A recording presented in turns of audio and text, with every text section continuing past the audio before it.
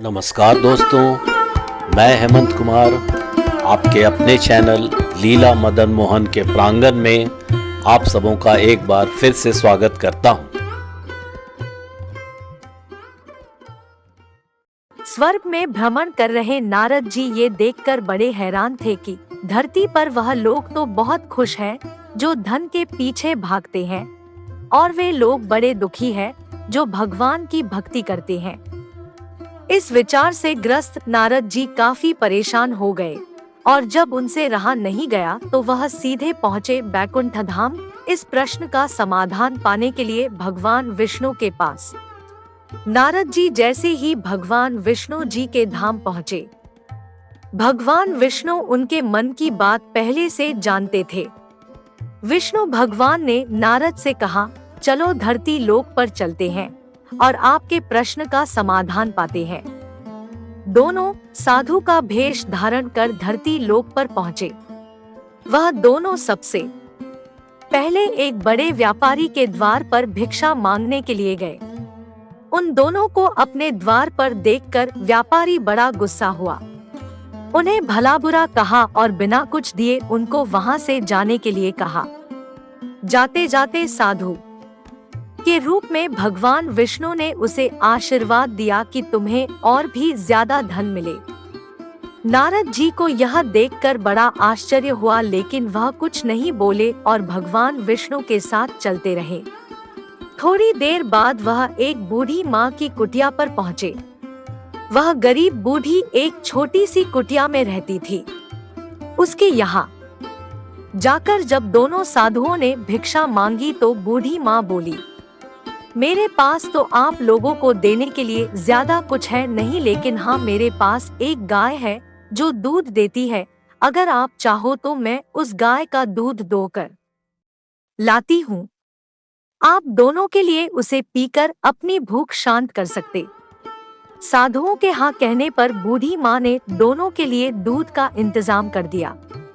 खुश होकर साधु के भेष में विष्णु भगवान ने जब बूढ़ी से कहा कि बताओ तुम्हें क्या चाहिए, तो बूढ़ी माँ ने कहा कि मुझे कुछ भी नहीं चाहिए, बस आप आशीर्वाद दीजिए, मेरे लिए इतना काफी है। आशीर्वाद देकर दोनों साधु वहां से जाने लगे। तब जाते जाते विष्णु भगवान ने बूढ़ी माँ से कहा कि तुम्हारी गाय कुछ दिनों में मरने वाली है।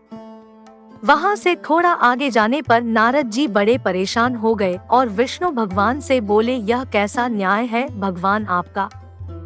जिस व्यापारी ने हमारा इतना अपमान किया, हमें गालियां दी, आपने उसे और ज्यादा धन पाने का आशीर्वाद दिया, और इस बूढ़ी माँ को जिसने हमारी इतनी सेवा की, हमारे लिए दूध की व्यवस्था की, उसे आप कहते हैं कि उसकी गाय जो कि उसके जीवन का आखिरी सहारा है वह भी मर जाएगी, ऐसा क्यों?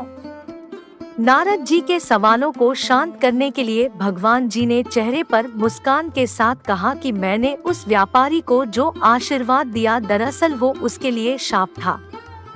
उस व्यापारी का मन पूरी तरह से धन कमाने में फंसा हुआ है, और अगर उसे और ज्यादा धन मिलेगा तो वह आखिरी समय तक उसी धन के पीछे भागता रहेगा और अगले जन्म में सांप बनकर उसके पास कुंडली मारकर बैठा रहेगा। और रही उस बूढ़ी माँ की बात, तो कुछ बूढ़ी माँ का पूरा ध्यान अच्छे कामों में और भगवान भक्ति में था। हाँ, सिर्फ थोड़ा सा मन उसका उस गाय में अटका हुआ था, और वह अपने आखिरी समय में उस गाय के मोह में यह चिंता करती रहती कि उसके जाने के बाद इस गाय का क्या होगा, क्या कोई उसे हानि पहुंचाएगा या मार डालेगा, और वह पूरी तरह से मुक्त नहीं हो पाती। बस यही कारण था कि मैं चाहता हूं कि आखिरी समय में उसका ध्यान पूरी तरह मेरी तरफ रहे, ना कि इस गाय की तरफ।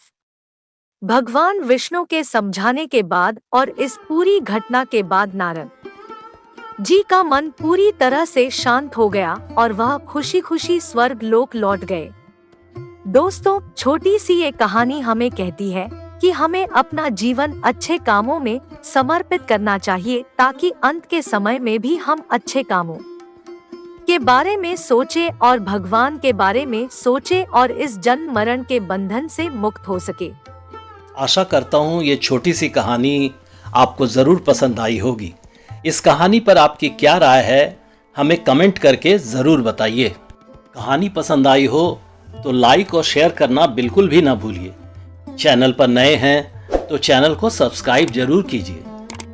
आपका कहानी सुनने के लिए बहुत बहुत धन्यवाद। तो आज के लिए बस इतना ही, फिर मिलते हैं अगले वीडियो में। तब तक के लिए राधे राधे।